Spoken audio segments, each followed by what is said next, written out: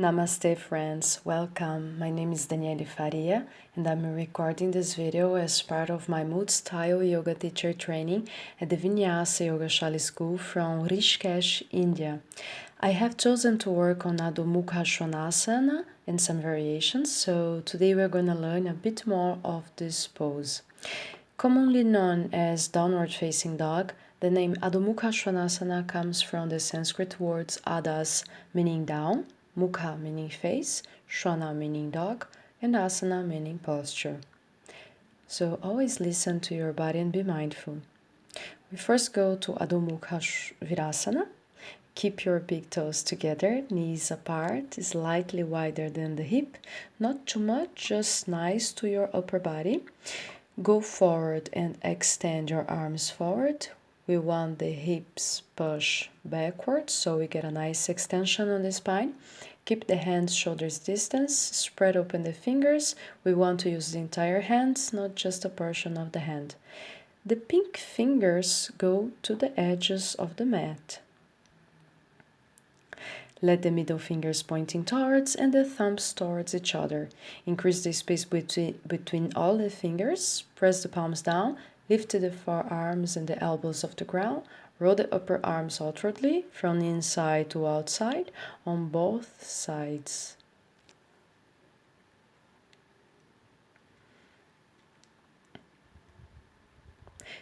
Come onto your knees, bring the knees underneath the hips, curve the toes, push the palms, push the toes, lift your knees off the ground, and your upper body will go in two directions.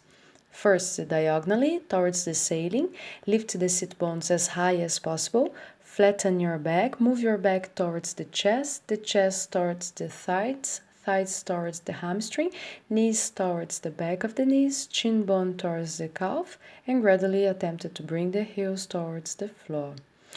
Suck your belly slightly in towards the spine and look at your navel or at your knees or whatever is behind you.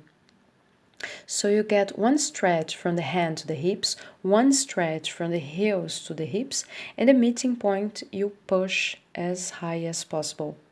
Lift the sit bones towards the ceiling and stay for 1 minute breathing or 5 ujjayi breaths or as long as you want. And you can still pedal the feet here. Move your hips from one side to the other.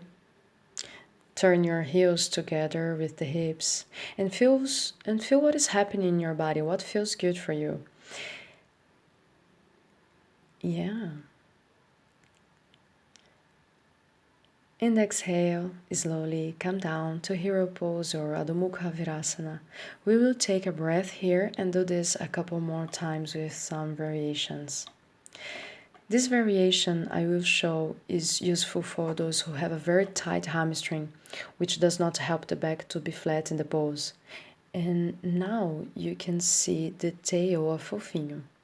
So in order to work on that, we can use a wall, back to the wall, lift the knees up, bring the heels and place it on the skirting of the wall. The distance should not be too far away. And here you have some freedom for the thighs, for the hamstring. Push the thighs back, push the knees back. It also helps you to further lengthen the sit bones here because of the freedom you create in the hamstring. And this is fofinho, my cat. Roll the hips upwards, tilt it upwards. The more you tilt, the more you lengthen your back forward towards the head. Push the thighs and the knees back.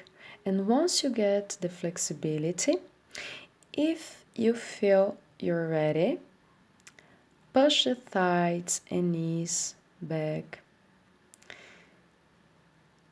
Then you can gradually keep the sit bones high and bring the heels towards the floor. Push the thighs, push the knees back, work on the asana again, spread the fingers, roll the upper arms into out, brother the upper back along the sides of the body and lift the hips. Exhale, slowly come down. Also, students find it difficult to get the outer rotation of the shoulders, so another way to use the wall is to turn around.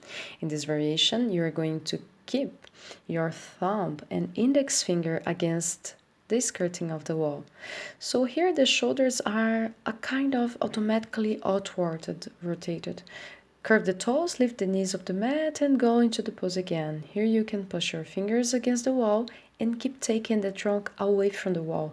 So the concentration is more on the upper body now. Keep working on the thighs, push the thighs back, the knees back, and push the heels towards the floor. This is another variation that you can try to practice Adho Mukha Svanasana.